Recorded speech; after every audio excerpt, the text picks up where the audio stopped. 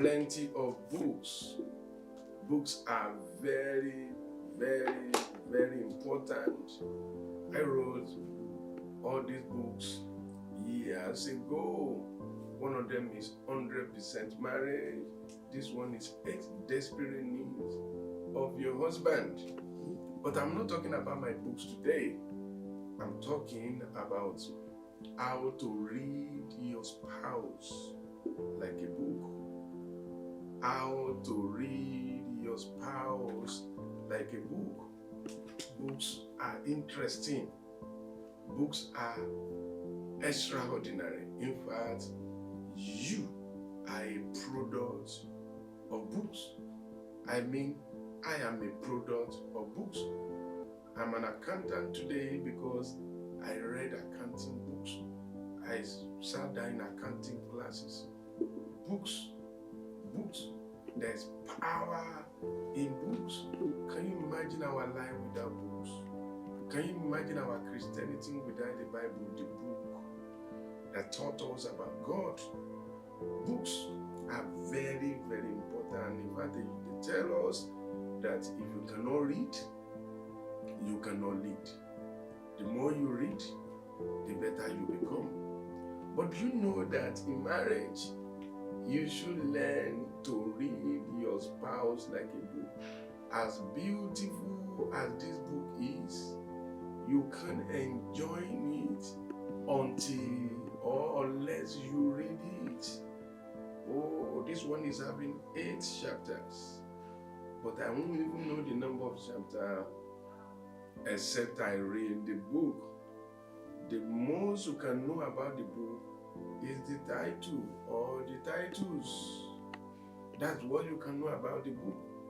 But if you really want to enjoy the book, you want to understand the book, you want the book to transform you, you need to read the book. You need to read chapter 1, chapter 2, page by page, chapter by chapter, paragraph by paragraph, line by line. You understand what the book is to the extent that you can use the book to teach others. You see, the problem with our marriage is we never knew that our spouses are like books.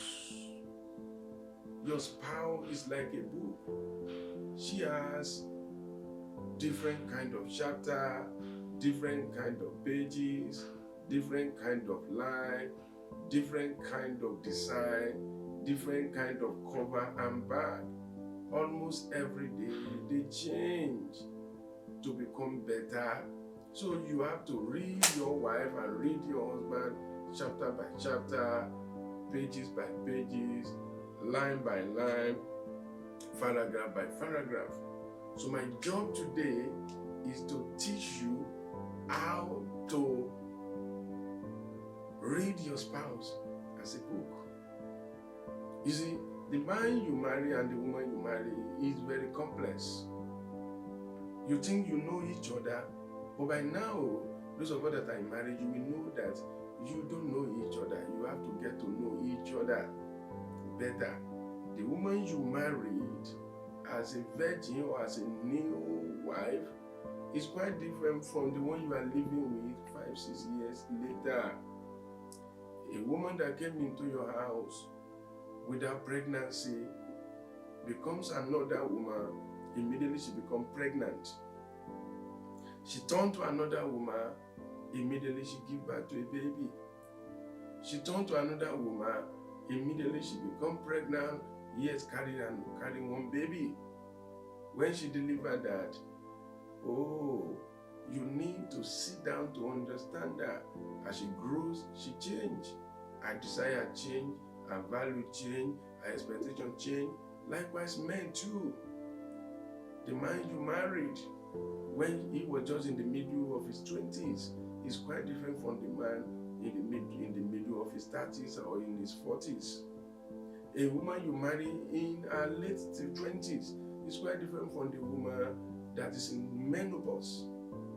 So you need to read your spouse as books, day in, day out. Why should I do that? When you are reading your wife, your spouse as books, you know what will happen? There will be full understanding of each other. Unless you do it, you can't understand each other. That's why many people say, he has changed, I don't understand him. You don't understand him because you are not reading him. You don't understand him because you are not reading her. So what are we doing now? You need to sit down now and listen to me. Make sure you watch this video to the end and share it. Let it get to everybody. If you can watch this video and every other person can watch it and obey what is in it, there will be no problem in marriages again.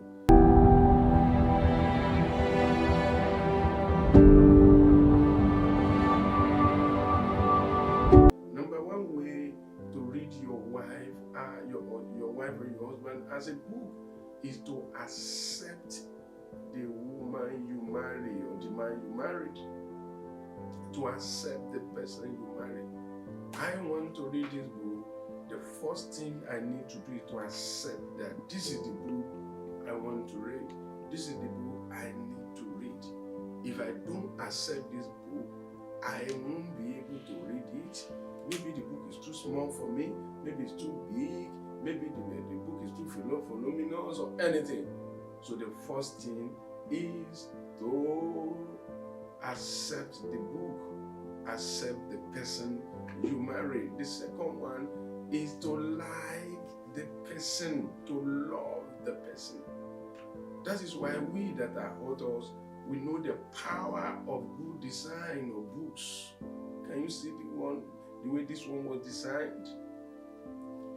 Because we know that if people must read your book, they must first love what they see. They must first love the design. So we spent a lot of money to do the design, to go for special picture, to take picture, to design the bag, and to design the inner. So the result is you have a quality book in your hand, and people will love it, and people will buy, people will accept, people will buy, people will read, and people will be blessed. Likewise, you have to accept your spouse, and you need to like the person you marry. You need to love the person you marry. It's a choice. You know, love in marriage is not emotional love. It's a decision love. Decision to love. Decision to accept. Decision to love. Decision to accept. Beyond that, there will be trouble all around. So, accept your spouse. Number 2, love and like your spouse. Number 3, spend time with the person you married. Spend quality time. If I must enjoy this book, I must spend time. It takes an average of about 5 hours to read something like 80 to 100 pages if you're a fast reader. So you are going to invest your 5 hours, some people 10 hours to read this book. So you have to invest time. You have to spend time together. If you are not spending time together, you won't be able to get a glorious marriage.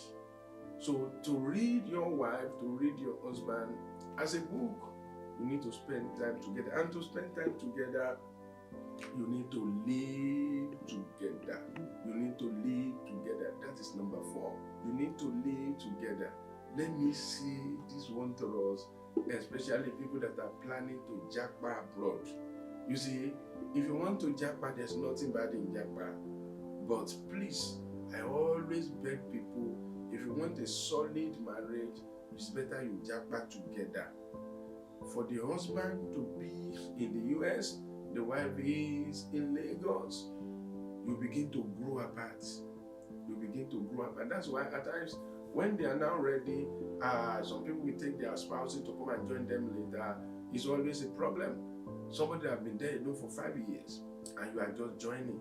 It's always causes a lot of problems because they've been afar apart from each other for a long time. So for your marriage to be great, you need to live together in the same country, in the same city, in the same house, in the same room, on the same bed, under the same duvet. Let me repeat that. For your marriage to be great, you must live together in the same country, in the same city, in the same house, on the same bed, under the same duvet. That is what makes marriage great. The more you live far away from each other, the less you know each other. Even if you blow all the kisses on phone, even if you do all the FaceTime, all the video call of this world. So live together, spend time together, then be intentional about understanding each other. Be intentional about understanding each other. If you are not ready to understand each other, for example, if you are not reading this book to understand it, you won't be able to understand who your spouse, what this book is all about. Likewise, you won't be able to understand who your spouse is all about. Be intentional about understanding each other. Be intentional about understanding the person you marry. At times you just say, this woman is bad, this woman is difficult. No, it's not about being bad.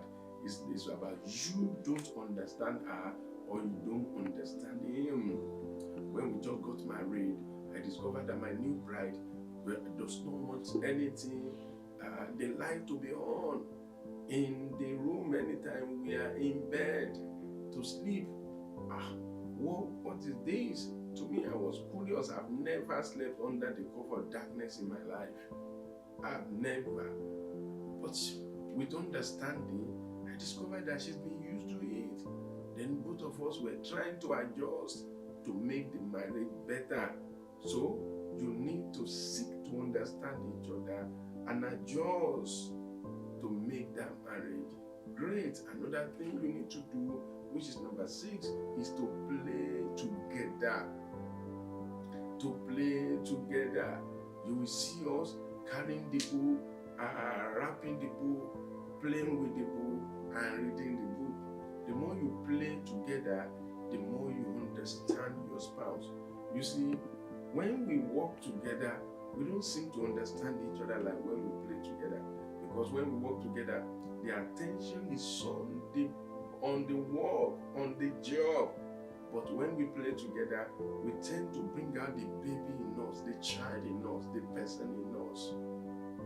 And you get to understand each other rightly. Number 7, another thing to do is to be at home when you are in the house.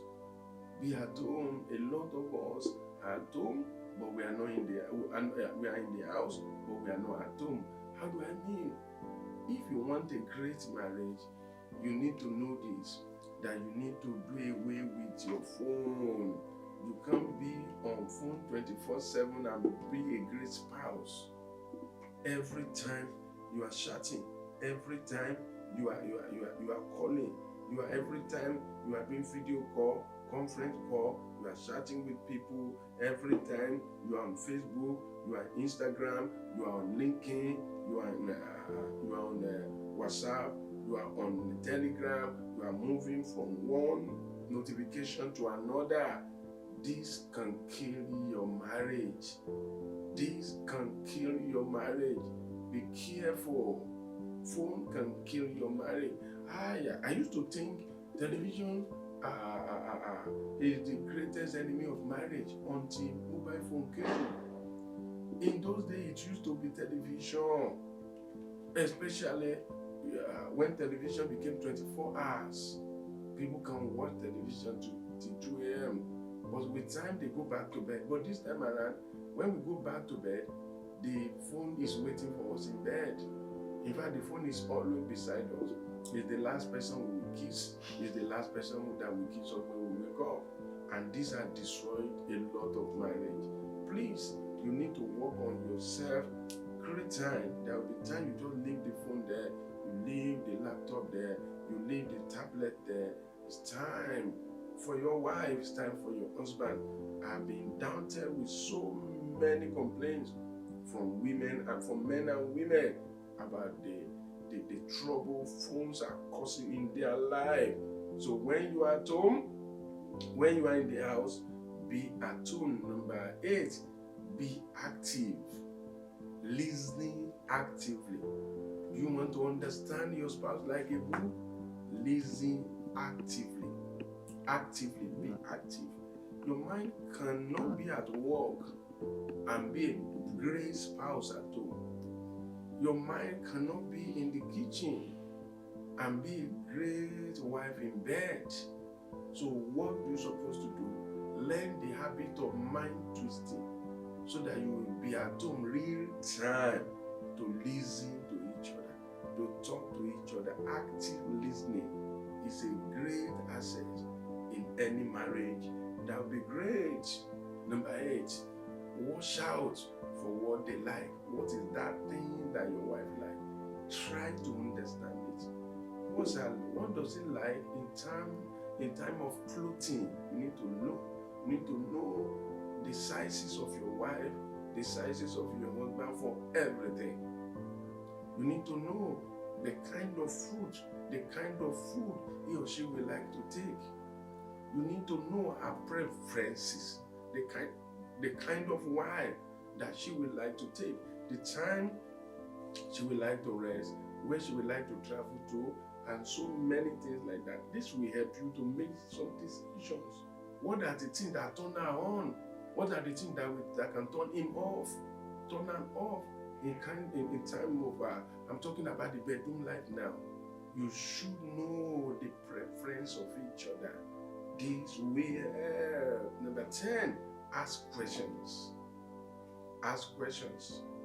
Ask questions. Ask questions. You can't know anybody enough because people evolve every day. Always remember that people are not organization, they are organisms. And organisms change every day. They have desire, they have feelings, they have emotion, they have vision, they have things they want today that may not want tomorrow. Well, something that are their need today, but tomorrow is their want. And next tomorrow they may not even want it. So you need to ask questions. Then the last one is make clarifications. You said this. Are you saying this? What did you mean by this? Am I sure you are saying this? Oh, this helps a lot. If you are not using clarification, you'll be using assumptions. You just be assuming. I think my husband is thinking this way. I think my wife is thinking this way. An assumption is a great killers of marriage. At times, it's not even assumption, but suspicion. Assumption is a killer of marriage. Suspicion is the master killer of marriage. So do Mazu, ask questions and clarify. If you can go through all this, you must have been able to begin to read your spouse like a book. If you can do all these things I mentioned, what you'll be doing is you'll be reading your wife, you'll be reading your husband as a book. If you want to get all these books that you have been seeing, just go to Amazon.com and type my name or type the title of these 2 books and other books, or just give us a call 08068 31 2004. Just call that number 0806831 2004 and get these books. Please share this video. Let it get to all your friends and family members so that they will know how to study themselves and read their spouse like a book. And if they do, you will just discover that their marriages will never remain the same again. Thank you for joining me in this video.